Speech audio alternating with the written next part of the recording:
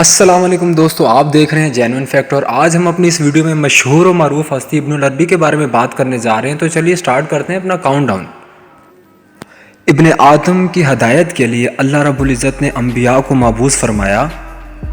جو تعلق اللہ اور اس کے بندے کا ختم ہو چکا تھا اسے بحال کرنے کے لیے یہ سلسلہ چلتا رہا۔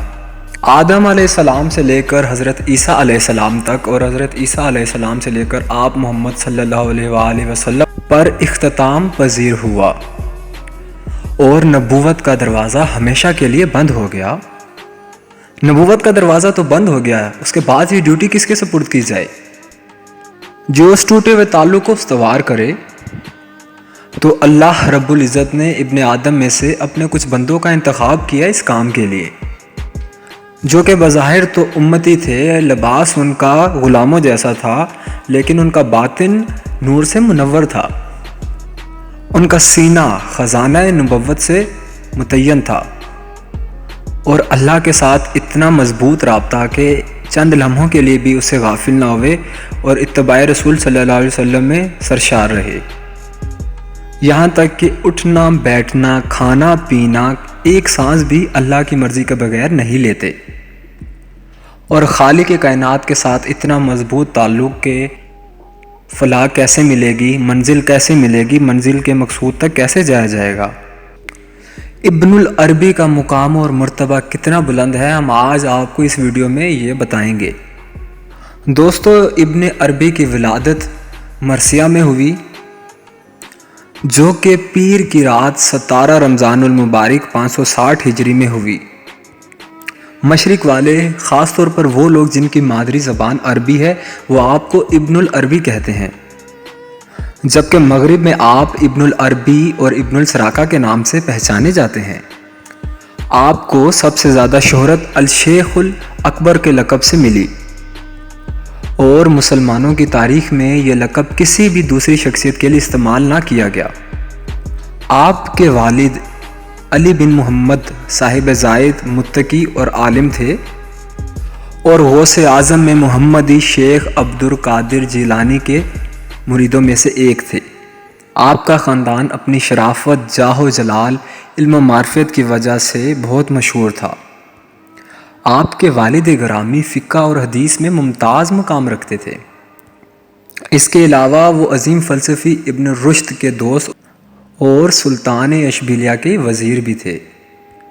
آپ 5 سال کی عمر میں اپنے خاندان کے ساتھ مرثیہ سے اندلس خلافہ شربیلیہ آ گئے اور سن 598 ہجری تک وہیں مقیم رہے۔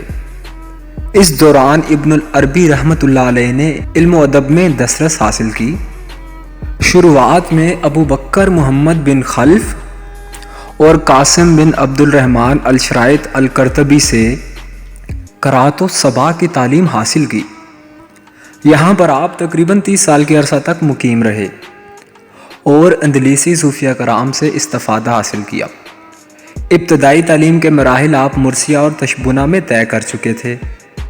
اشبیلیہ میں آپ کو آپ کے وقت کے نامور عالموں کے قدموں میں بیٹھنے کی جگہ ملی۔ مروجہ دین و دنیا کی تعلیم کے ساتھ ساتھ آپ کا بہت سا وقت صوفیاء کرام کی محفلوں میں گزرتا تھا۔ تصوف کا سلسلہ آپ کے خاندان میں قائم تھا۔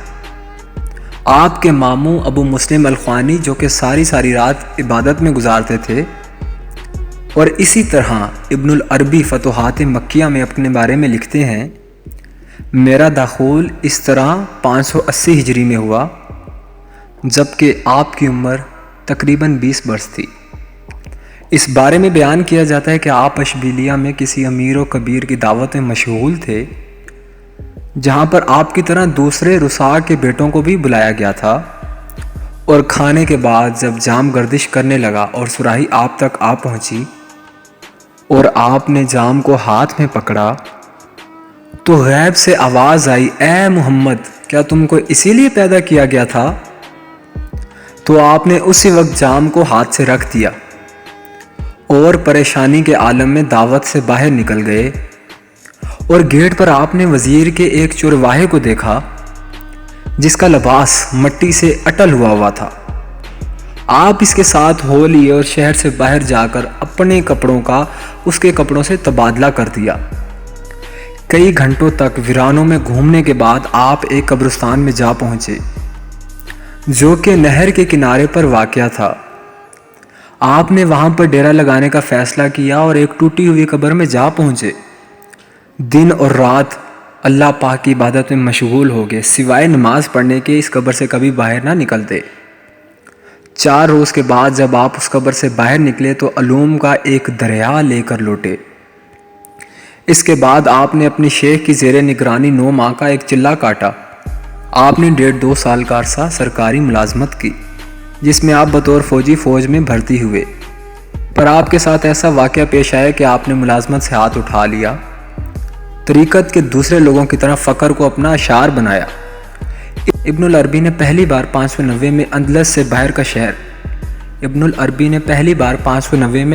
باہر کا سفر کیا۔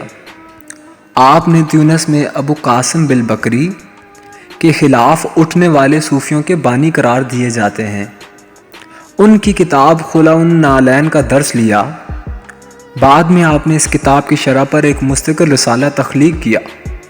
ناظرین، اسی دوران آپ کی ملاقات ابو بکر بالعزیز المبشر کے ساتھ ہوئی۔ ابو محمد بالعزیز بالبکر کے ساتھ ملاقات ہوئی۔ ان کی فرمائش پر آپ نے صوفیوں کے اوپر مشتمل ایک کتاب روح القدس لکھی۔ اس کتاب میں آپ نے 55 صوفیاء کرام کا تعارف کروایا جن کے ساتھ آپ کا رابطہ رہا یا آپ نے ان کی شاگردی اختیار کی۔ 593 ہجری میں ابن العربی پھر ایک بار فاس میں تھے جہاں پر ایک کشف پہ آپ کا روحانی درجہ دکھایا گیا۔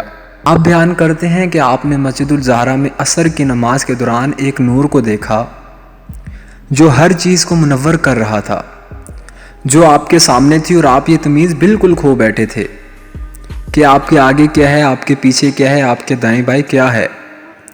597 میں رمضان میں ابن العربی اپنے ساتھی محمد الحصار کی میت میں شامل ہوئے۔ بجائیہ سے آپ 598 ہجری میں تیونس کو جا پہنچے جہاں پر آپ اپنے دوست ابو بکر کے ہاں ٹھہرے، جہاں پر آپ نے 8 سال پہلے اپنے دوستوں کی فرمائش پر ایک کتاب روح القدس لکھی تھی۔ تیونس سے آپ اپنے ساتھی محمد حصار سمیت مصر پہنچے جو وہاں پر جا کر وفات پا گئے، اور آپ کی منزل چونکہ مکہ تھی وہاں پر آپ بیت المقدس سے ہوتے ہوئے داخل ہوئے، اور پھر مکہ میں آپ نے 599 ہجری میں فتوحات مکیہ پر ایک کتاب لکھی جس کی تکمیل 627 ہجری میں ہوئی۔ مکہ میں ابن العربی کا پہلا قیام صرف 2 برس کا تھا جس کے دوران وہاں کے علمی اور ادبی مجلسوں میں آپ کی وجہ سے ایک ہلچل پیدا ہوئی۔ آپ ایک بلند پایا شاعر بھی تھے۔ مکہ میں آپ کی شاعری ایک عروج پر جا پہنچی تھی۔ آپ نے 28 ربیع الاول 638 ہجری میں جا کر وفات پائی۔